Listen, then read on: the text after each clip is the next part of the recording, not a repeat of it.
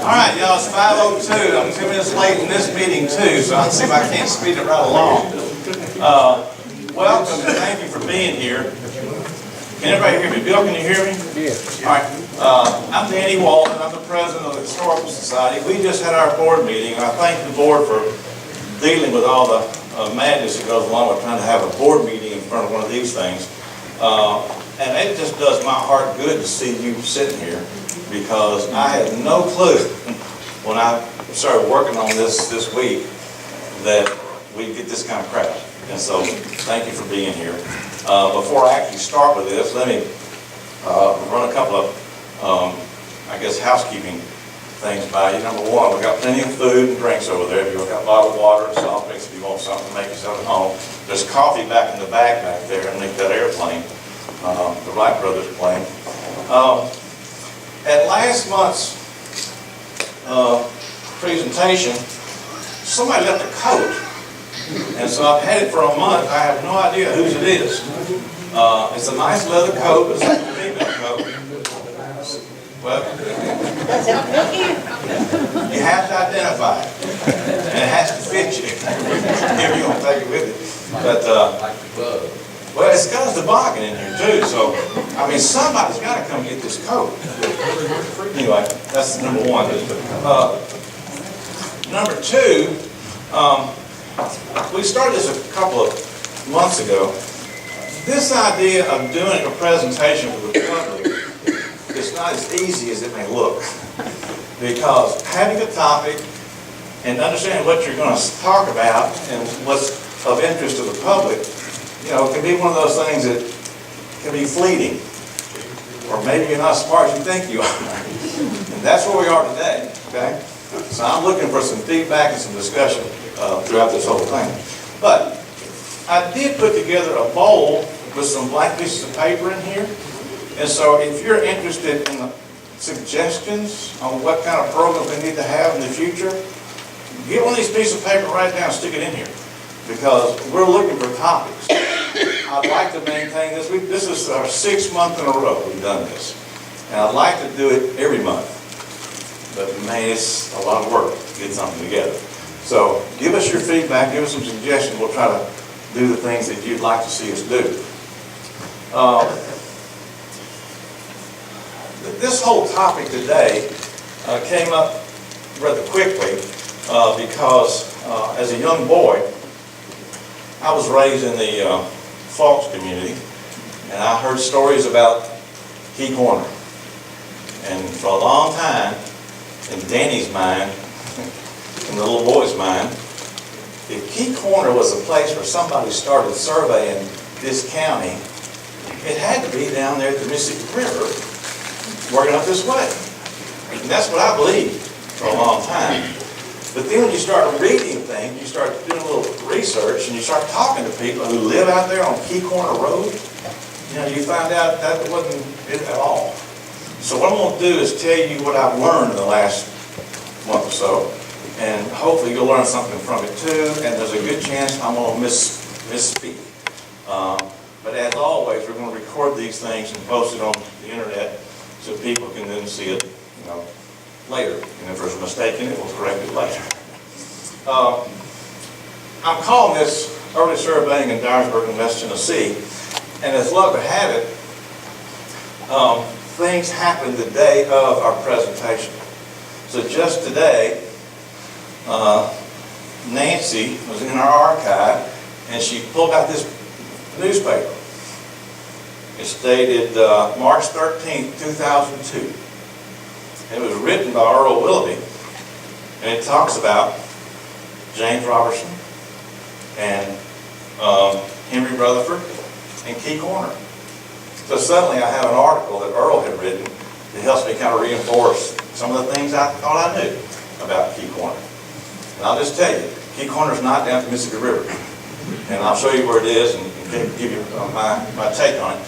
But it's good to have this kind of information available to us, because if we don't grab the story, tell the story, document it, hang on to it, put it in your archive, in the newspaper, on the internet somewhere, it'll get lost, or it'll get, misquoted somewhere.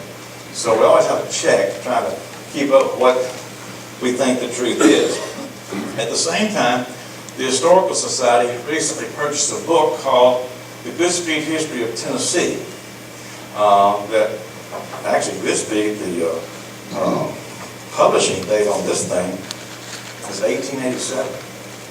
And it goes way back and talks about not only Dyer County, but other counties in West Tennessee. So there's quite a bit of information in here. And most of you also know that Albert Hume, who was a teacher in this building and I think superintendent in the county schools, was, I don't say commissioned, but he was asked by the library board to compile a history of Dyer County. Ended up being 2 volumes of this. This is volume 1. There's a volume 2.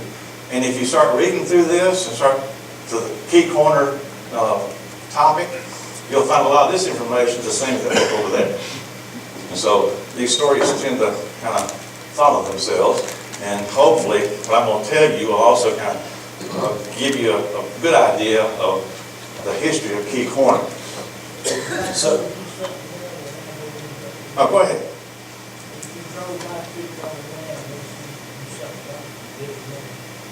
All right, what he just said was, if you drove by Key Corner right now, you never would know it. And believe me, that's true, because I drove by it the other day, and I had to, and Matt can tell you, this is Matt Fletcher, he's a friend of mine too, he's been doing some research, and posted some things on our Facebook page about this topic, and that's kind of where this whole topic came today, but you're right, and I won't show it to everybody, because I drove in and took pictures. That's okay, do it again. And I'll send you out here.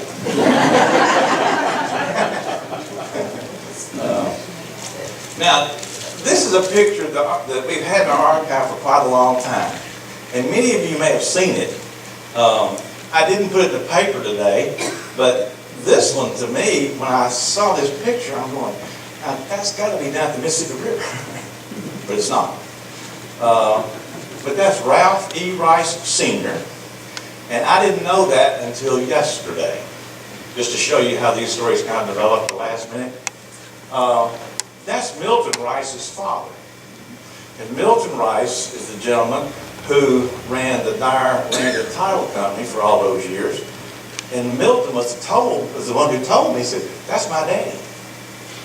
And I said, well, tell me the story. And he said, well, I said, and you can find where this is written in other places, but Milton tells it very well. By the way, I invited Milton to come today.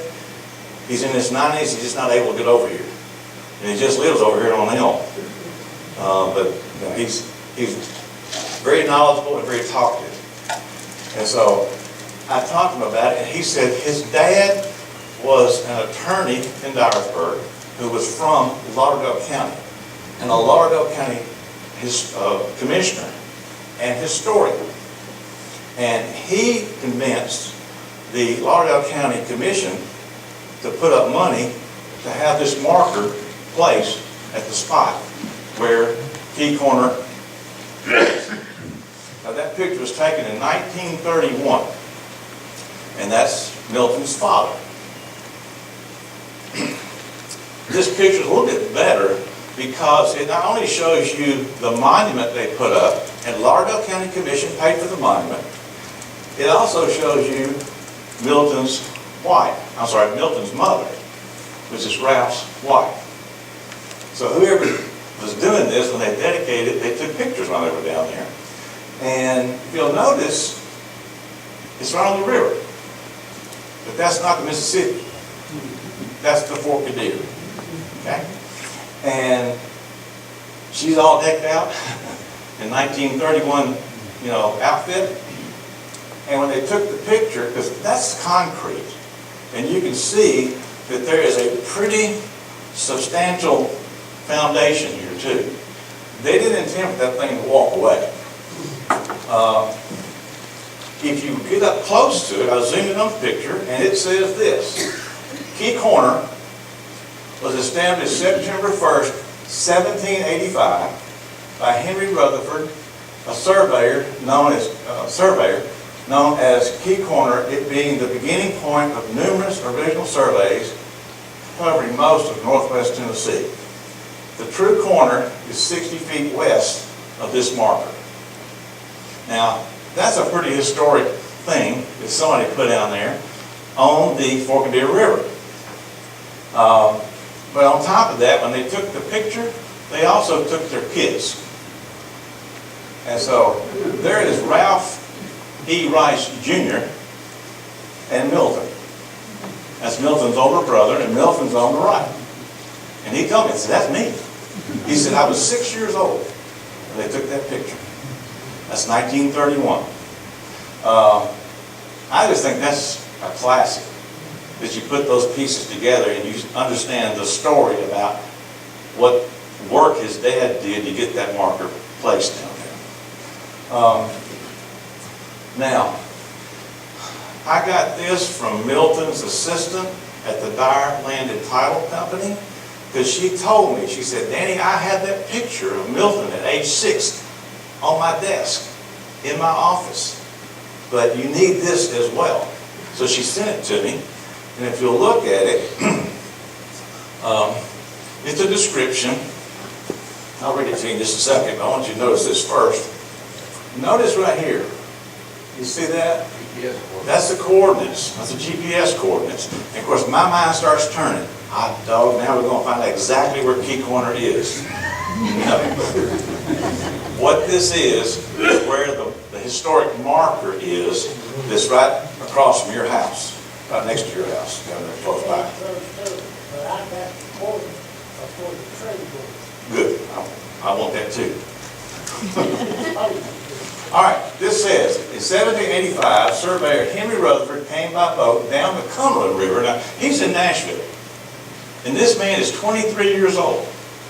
He comes by boat down the Cumberland, down the Ohio, and then down the Mississippi, and turned inland at a small river called the Okina by the Chickasaw Indians, now known as the Fork of Deer. And so he comes upriver, up into the Fork of Deer, and at the time, most of West Tennessee was part of North Carolina. The survey party cut the image of a key into a huge sycamore tree, from which much of this part of West Tennessee was surveyed. Known as Key Corner, it became a major point of steamboat navigation in the early days. Rutherford returned and settled Key Corner in 1819, or 20, somewhere along in there. 33 years later, after he did it, the original survey. I think that's profound, that he left and comes back to 30, and he comes back to settle here, is what he does.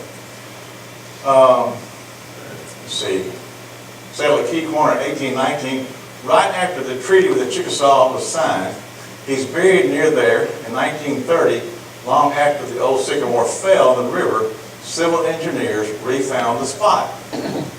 Under the direction and persuasion of Ralph E. Rice Sr., Milton's daddy, Dyer attorney and widely known historian, the Lauderdale County Court funded the monument.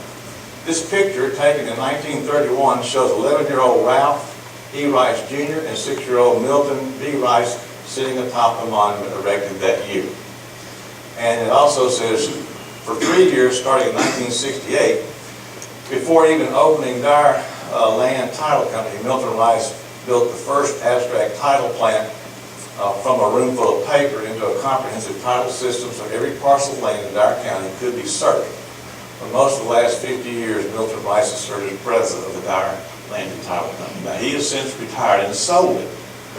He sold the company to Leo Arnold. And Christy told me that there's not many of those original maps and even the aerial photographs that coincide with the maps that Milton had. There's not many of them left. I'm hoping I can get my hands on them for the archive here, because they're trying to they digitize everything, and you got Google Maps and satellites and all that kind of stuff. But I think that's a neat document, and I thought you need to see that. Now there is the historic marker that's on Highway 51 South. That's your house in the background, isn't it? Right there. Well, I took that picture this week, or yeah, I guess it was this one, maybe last week, because when I saw those coordinates, I thought that's where That's where key corner is. It's not. Those coordinates on that little description is where this is located. Okay? So all these little markers across the state that have historic stories on them like that, if you read online, it gives you the GPS coordinates. It's the location of the marker. Okay? And this one says, about 4 miles west on Fork of Deer River, Henry Rutherford, North Carolina surveyor, chose a spot as the point of origin for his surveys of the Western District in 1785.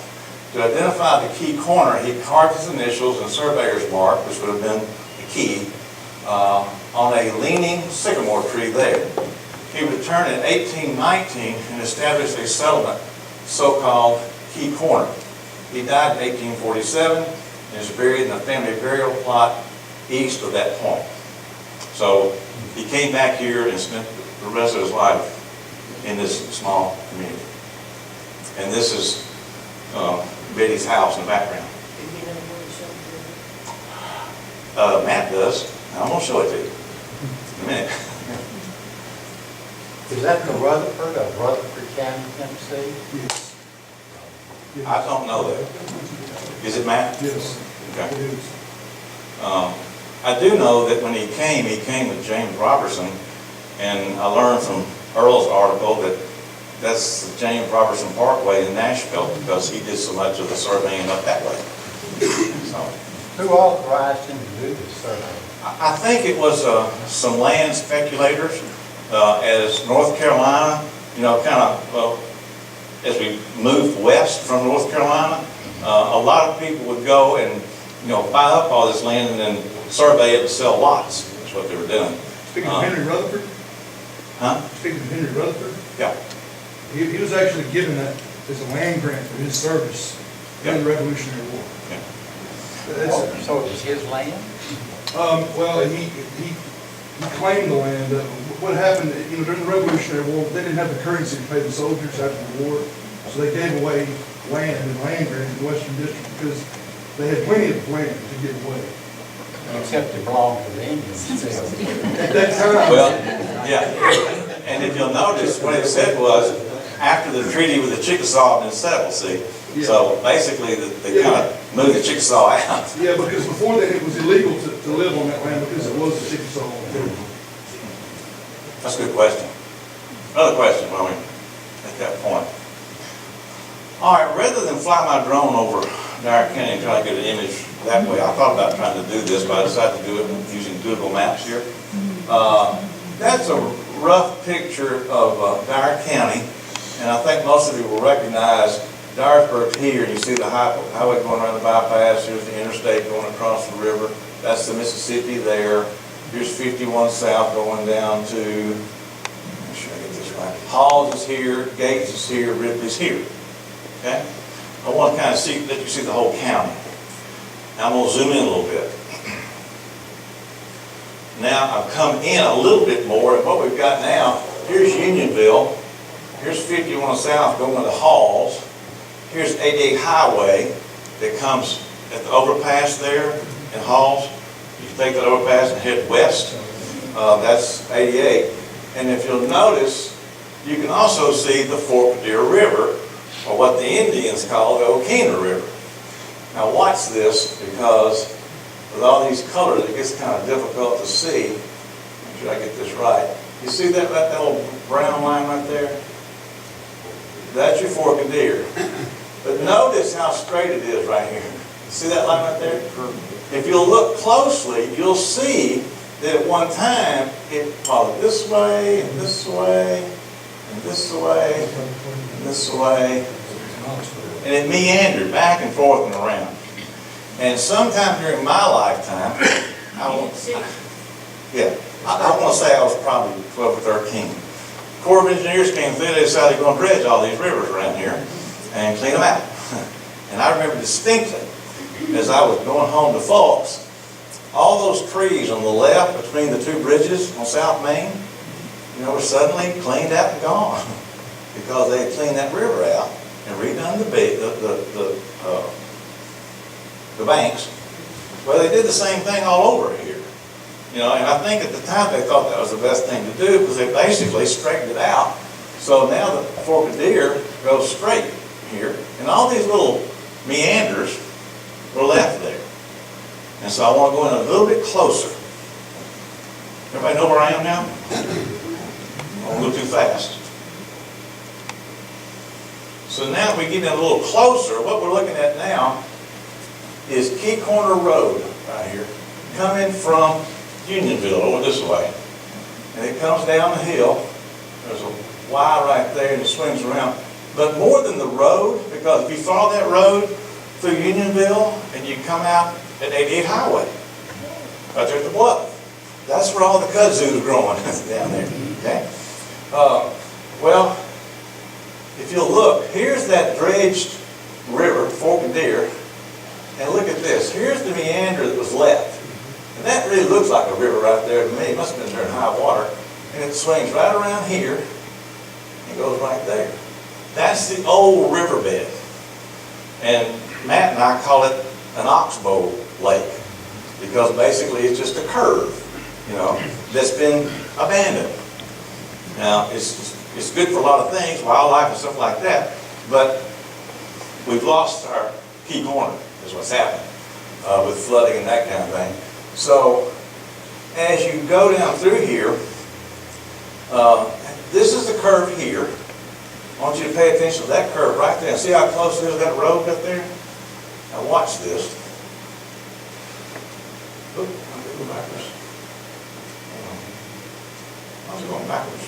I'm sorry. I didn't even do that. Hit the wrong button. Okay, I'm back where I was. Watch this corner right here. I'll show you where Key Corner was. It's right there. Now, if that's the spot where the tree was, and that's the spot where the monument was laid, in the background of any picture, you should see the curve of the river. In Danny's feeble mind, that's what I think. All right, so watch, this is how I rationalize it. You see? There she stands, by the river, by the monument, right there.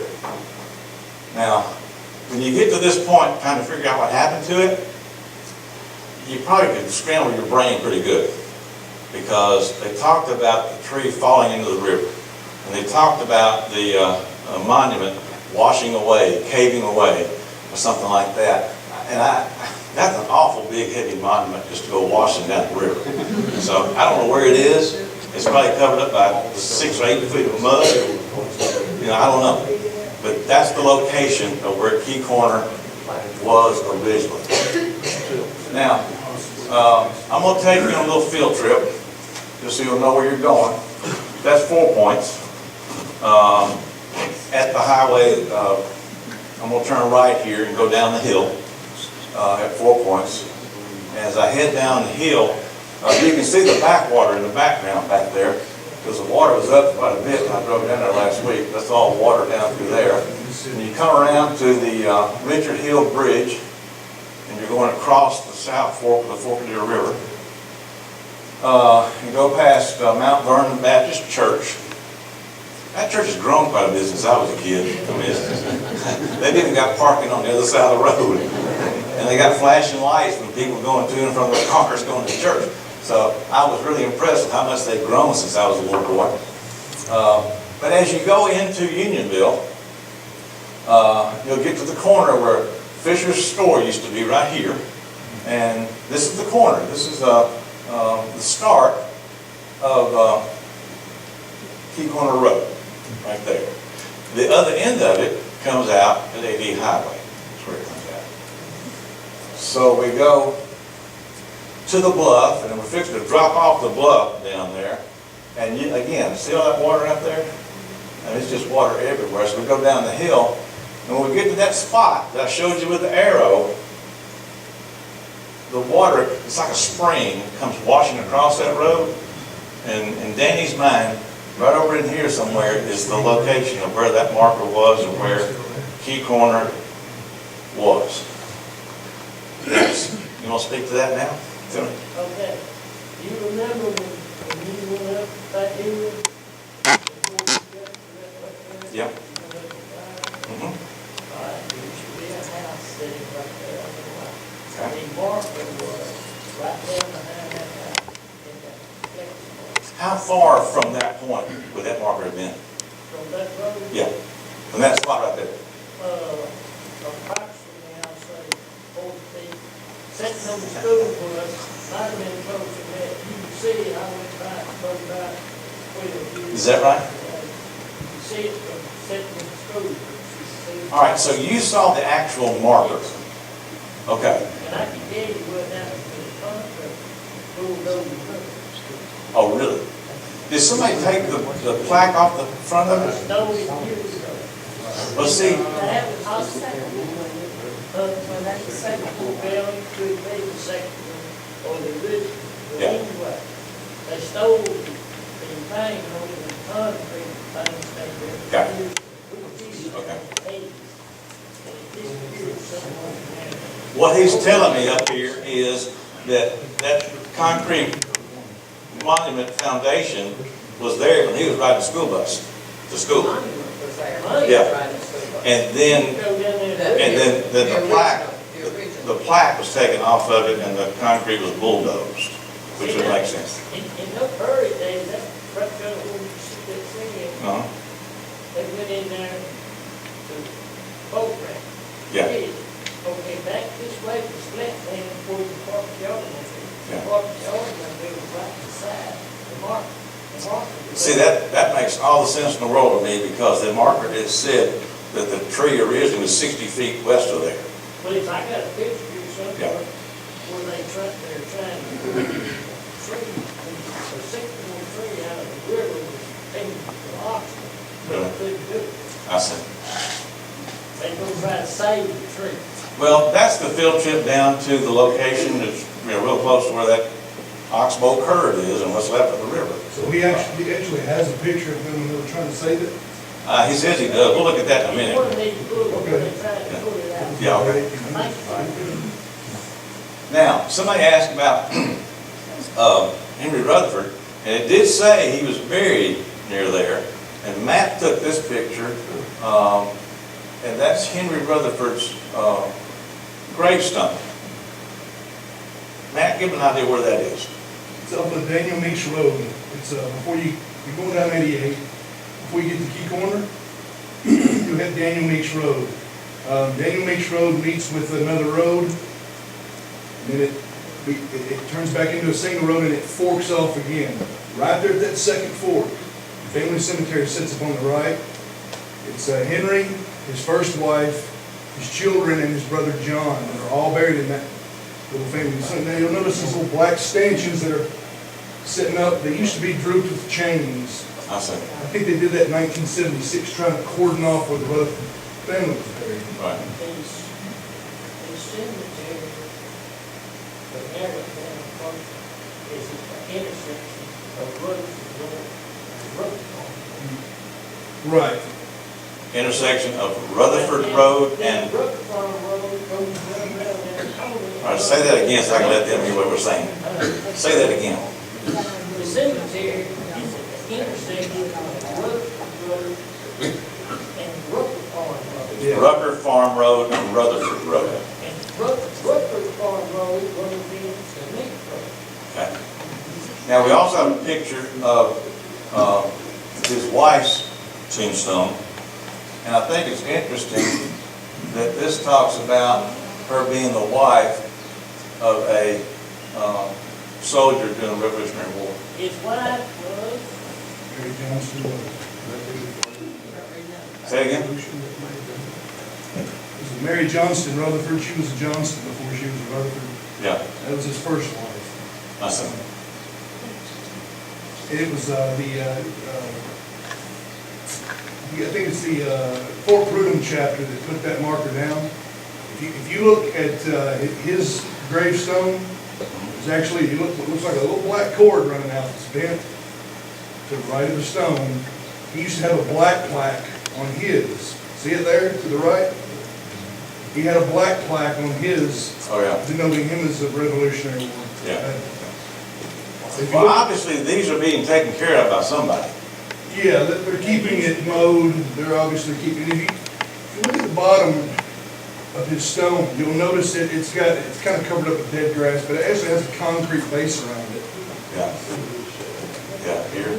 Now, back when they put that stone in the ground, that wasn't there, somebody has Right. not done it, because Yeah. back then, they would just stick them in the ground about a foot. That's why they tended to fall over back then. Nowadays, it's state law in order to have a. Okay. I have a question. Is that property in Lauderdale? Lauderdale. Yeah. Now, when these stones were first placed in the ground, they were stone white, they were white, like snow, because they're made of marble. So, but over the years, they've become a bit foul over the years, so.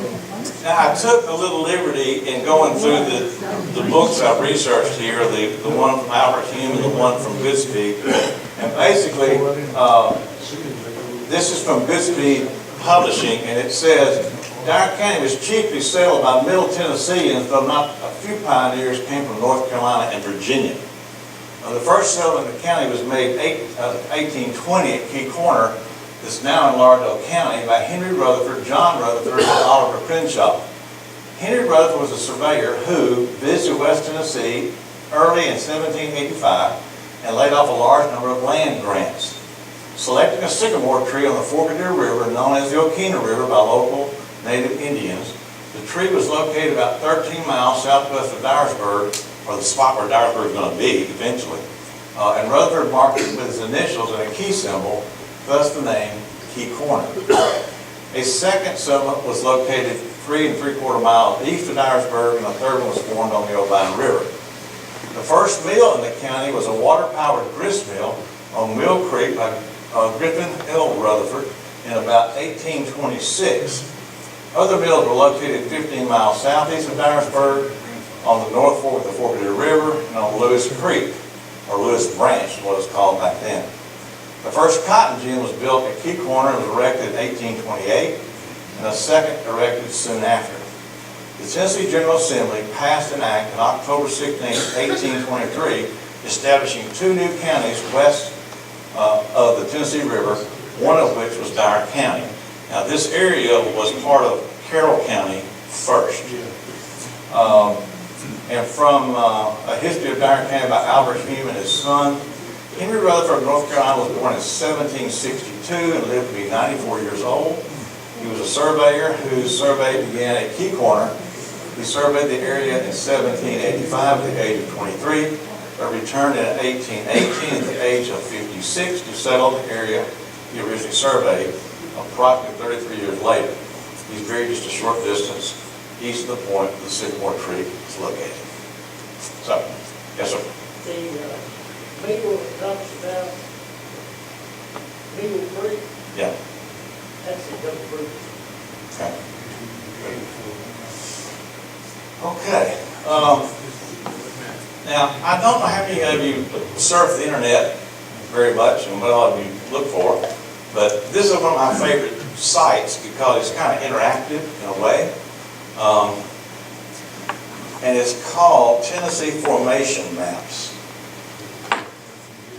Let's see if I can make this work.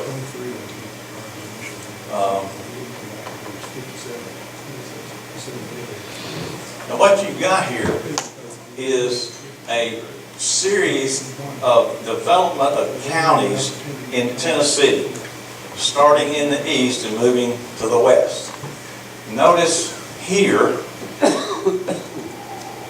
is the year 1777, and then a description here. And look down here at all these years, and if I was to go to 21, that's the way the counties would look at that time. And then I'm going to go to 1823, and watch how it changes right in here where we are, right on the western part of this thing. Okay? So, with this particular web page, you can click on any year and you can see what the legislature did and when they did it, with all these different counties. Now, what I like is, at the top of this, it says, Dyer is created from Carroll County in the years 1823. To me, the most beautiful thing about this is, if I go back to 1777 and hit play, it'll take all the counties and it'll grow the state by county, and it'll just sit there and grow them, and you'll see how the counties develop over time. And as it does this, the year changes here and a description of what happens here. So you can just about tell when every county was created. And if you'll notice, Crockett County kind of comes and goes a couple times. Just watch right here, you'll see it. It's like they decide, there it is. See, it goes away, and then it comes back again. It's over here now. And now it comes back over here. And it comes back again in a minute. See, there it is. Now Lake County's going, here it is. And now it's finally decided they're going to be a county. It's like they can't make up their mind. But this thing will just loop, is what it'll do. And it'll give you a good idea of when all these things happen. I think if you watch this closely enough, if you'll notice up here, in this area, there's a little thing called TE. That's Tennessee. But look, right there. Tennessee admitted as a state. See, all these things were going on before we were a state.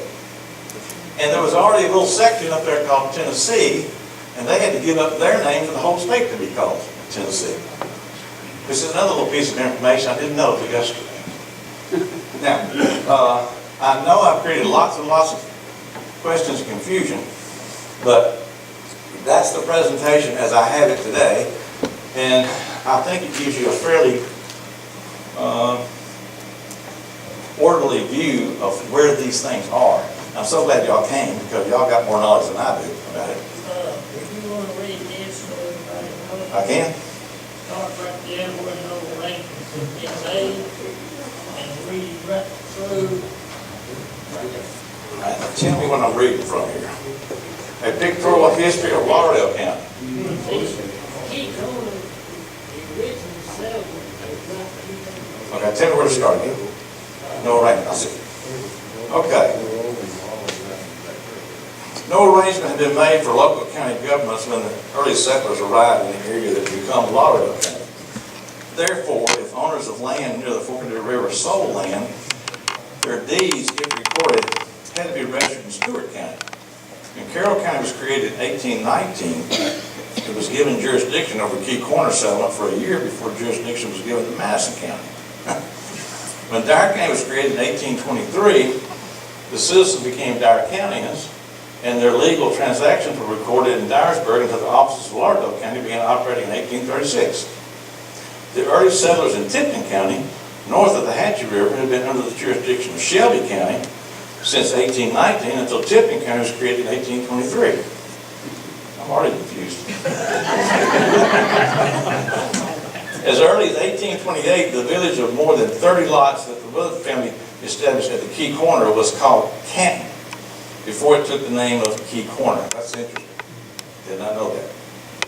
Among the businesses that were at Canton were Thomas J. Jordan's Cobbler Shop, a mercantile business of Montgomery and Pugh, St. Clair and Wells, Montgomery and Jones, Henry Rutherford's Warehouse, J.J. Crawford's Ordinary, which in parentheses it says Tavern. Taverns weren't very popular back then. Was Usually they would label them as hotels. speakeasies. Yeah. And a gin owned by John Jordan and William P. Chambers, said to be the county's first gin. Among the lot owners in Canton were Griffin L. Rutherford, nephew of Henry, Matthew Porter. There's a Porter's Gap down there, isn't it? Yeah. Brother of Benjamin, and John Kinley, whose wife Edith Dunlap Kinley is said to have opened the county's first school in her home. Before 1833, when they were just 22 years old, Henry R. and James Crawford, twin sons of Elizabeth Crawford Crenshaw, daughter of Henry Rutherford, were owners of 2 gins and a mill in Canton. This later became Key Corner.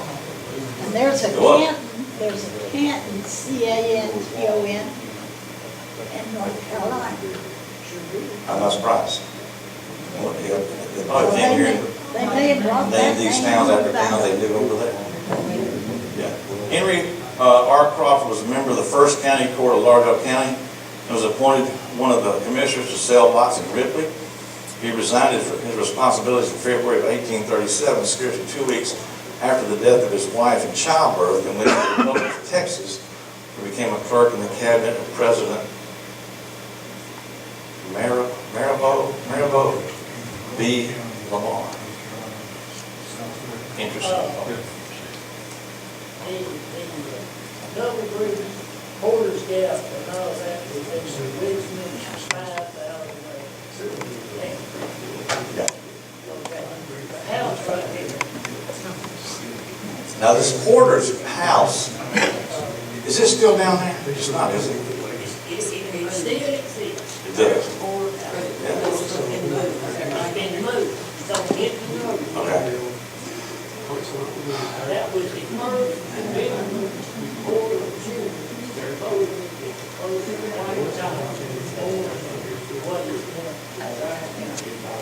Okay, I think I've heard that story too. Many years ago, Wallace Mountain, who taught history at Dyer High School, did a little video presentation. VHS was brand new. It was really rough. We have a copy of it, but he did several topics, and one of them was the school down here. Another one was the dedication of the Confederate soldier on the square, but he also did one about Key Corner and the Porter home and the initial surveying of this whole area. So I appreciate everybody coming and contributing to this, because there's some more wrinkles in my brain I didn't have when I started this thing, and I hope that we can kind of keep this going to where we're learning a little bit about the history of our county and this area more than we knew when we walked in the door. This over the face, the time, the survey, Is that right? Yeah, I'm not surprised. You're saying the survey had to be redone after the earthquake that created Wilford Lake. All right, questions? Yeah. How did that little follow that get between Dyer and Lake County that turned into Obion County? If you'll watch this whole thing here, it may be based upon where people identified with, where they lived, because part of the property that was once Dyer County was conceded to Lake County, and I don't really know exactly why, other than maybe the roads or the rivers or having to go around or something like that to get to the next town. Because, you talk about Key Corner being a thriving little community. Our little Minglewood in west of here, it had 2 schools, a movie theater, a doctor's office, and that little factory that cut all those trees down there. And it was a thriving place. People who worked there didn't have to come to town to get their hair cut. See? So as the tree disappeared, suddenly people start kind of consolidating into larger towns. All these little communities have stories. We need to hang on to as much as possible. Could have been a little gerrymandering too. You want to start that discussion here? Any more questions? Now let me give you a little tidbit, because one of these days we're going to take a field trip back to Minglewood. Matt went down there today or yesterday. I went down there Sunday was the last time I was there. And he got to it. It's not underwater yet. You been down there, Paul? Can we walk on it down there? Is it dry? It'd be muddy. Yeah. I went down there in my mugs, and this was Sunday now. Yeah, that water's out. I wanted to do one before it gets green, before the snakes and the, poison ivy and all that. But I'm just not sure it's going to happen this year because of the weather. If it doesn't happen in the spring, we'll try to do something in the fall. Are you talking about Minglewood? Yes. I went there today. There's no water there. It's all right. No, it's dry. Yeah, Minglewood's dry, so I took the company corner. Yeah, Minglewood is dry enough to walk out around there. Yeah. Well, we ain't trying to do that before it gets too green, because I don't want you to get the poison out of it. It's worth the trip. It really is. Any other questions? Thank you so much for coming. Drive safely coming home. We'll see you next month. If we're going to do a mingle trip before our next second Tuesday, we'll drop an email, let you know, put it in the paper and advertise it, so you'll know what we're going to do. Thank y'all very much.